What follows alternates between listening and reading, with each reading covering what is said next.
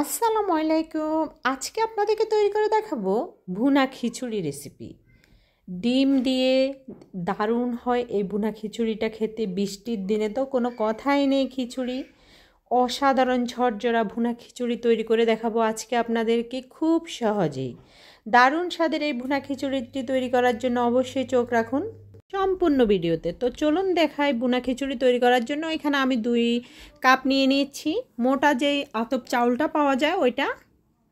আপনার চাইলে পোলাও চাল নিতে পারেন, আমি আজকে মোটা যে আতপ চাউলটা পাওয়া যায় ওইটা নিয়ে নিয়েছি। খিচুড়িতে মোটা চাউলটাই ভালো লাগে। দিয়ে দিচ্ছি 2 কাপ চাউলের জন্য হাফ কাপ পরিমাণ মশারির ডাল। আপনার চাইলে এখানে মুগ ডালটাকে দিতে পারবেন, তবে মুগ ডালটা এ পর্যায়ে ভেজে দিতে হবে। তো এখন আমি নিয়ে নিয়েছি একটি আলু আর একটি গাজর। তো গাজর আর আলুটাকে আমি ছোট ছোট করে কেটে নিব। আমরা যে ভাজি কাটি ভাজির মতো করে কেটে নিয়েছি। কেটে আমি ধুয়ে ফ্রেশ করে নিয়েছি। আমি এই সাইজ করে সবগুলোকে কেটে নিয়েছি, একটু মোটা করে রাখছি ভাজিটা। এখন ওটাকে আমি সবগুলোকে কেটে নিয়েছি। এখন আমি রান্নায় চলে যাব। তো আমি একটি কড়াই বসিয়ে দিয়েছি, কড়াইতে দিয়ে দিব। কড়াইটা যখন গরম হয়ে আসবে তখন এখানে আমি হাফ কাপের মতো তেল দিয়ে দিব। তো আমি তেল দিয়ে দিচ্ছি। তো আমি এখানে হাফ কাপ পরিমাণ তেল দিয়েছি। দেখুন, কয়েকটি তেজপাতা, দারচিনি আর এলাচ দিয়ে দিলাম। এগুলো যখন তেলের সামান্য একটু স্মেল বাইর হয়েছে তারপর আমি পেঁয়াজ কুচি দিয়েছি। এখানে আমি 1 কাপের মতো পেঁয়াজ কুচি দিয়েছি।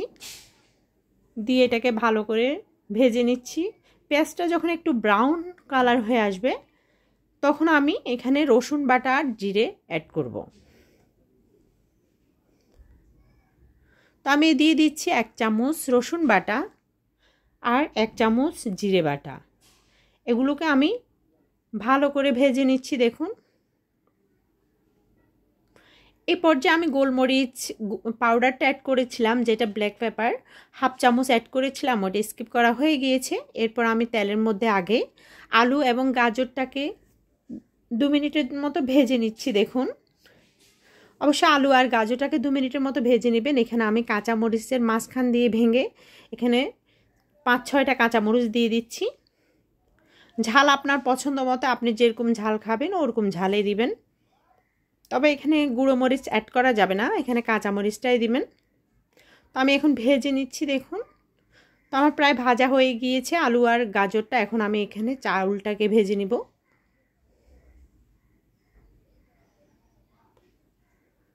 চাউলটাকেও আমি এরকম 2-3 মিনিটের মতো ভেজে নিব।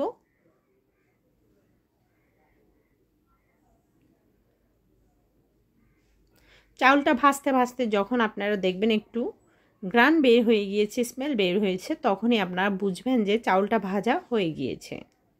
যেহেতু আমরা এখানে ভুনা খিচুড়ি করছি সেজন্য চাউলটাকে ভাজতে হবে। তো চাউলটা আমার প্রায় ভাজা ভাজা হয়ে আসছে। দেখুন, একটু সময় নিয়ে অল্প আঁচে, জোরে আগুন দিতে যাবেন না, মিডিয়াম আঁচে ভেজে নেবেন। জোরে আঁচে ভাজা যাবে না, একটু মিডিয়াম টু লো আগুন দিয়ে এটাকে ভালো করে ভেজে নিতে হবে। তো এ পর্যায়ে আমার ভালোভাবে এটা ভাজা প্রায় হয়ে আসছে। একটু সময় নিয়ে ভাজবেন, না হলে হবে না। তো এই পর্যায়ে আমি পানি অ্যাড করব। আমি এখানে যেহেতু 2 কাপ চাউল দিয়েছি, 2 কাপের জন্য এখানে আমি 4 কাপ পানি দিব। তো এখানে কিন্তু চাউলটা মোটা, সেজন্য আমি 6 কাপ পানি দিব। 6 কাপ পানি দেওয়ার কারণ হচ্ছে চাউলটা মোটা।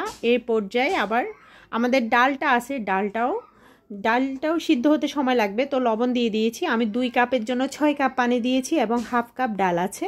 তো আপনার চালের অনুসারে আপনি দিবেন। তো আমি এখানে যেহেতু খিচুড়ি রান্না করছি সেজন্য আমি হলুদ দিয়ে দিলাম। হলুদ দিয়ে এটাকে আমি ঢাকনা দিয়ে রেখে দিব। এই পর্যায়ে কিন্তু আমার চালটা প্রায় হাফ সিদ্ধ হয়ে আসছে, বোঝা যাচ্ছে না। এখন আমি ঢাকনা দিয়ে দিব। ঢাকনা দিয়ে এটাকে আমি 5-10 মিনিটের মতো রান্না করে নিব।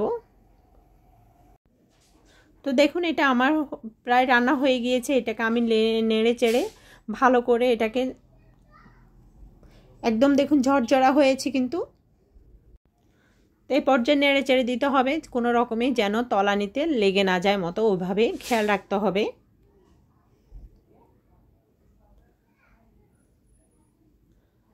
তো এটাকে আমি একটু ভালোভাবে নেড়ে চেড়ে দিয়েছি, কারণ দেখা গেছে না এই পর্যায়ে আমি কিন্তু নাড়ছি, এর আগে কিন্তু আমি এটাকে নাড়ি নিই, যেহেতু এটা ঝরঝরা হয়ে আসছে।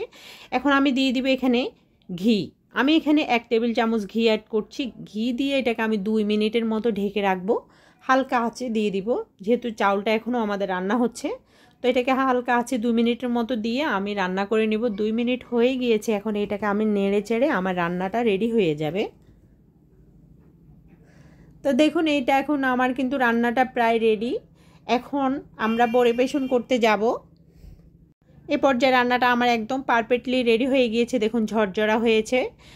তো চলুন পরিবেশন করি। তো এখন আমি এটাকে ডিম দিয়ে পরিবেশন করেছি, এভাবে খেতে কিন্তু দারুণ হয় এই ভুনা খিচুড়িটা। ডিম দিয়ে আমি একটা চিকেন নিয়েছি, আপনাদের পছন্দ মতো আপনারা খাবার নিয়ে পরিবেশন করবেন। আল্লাহ হাফেজ।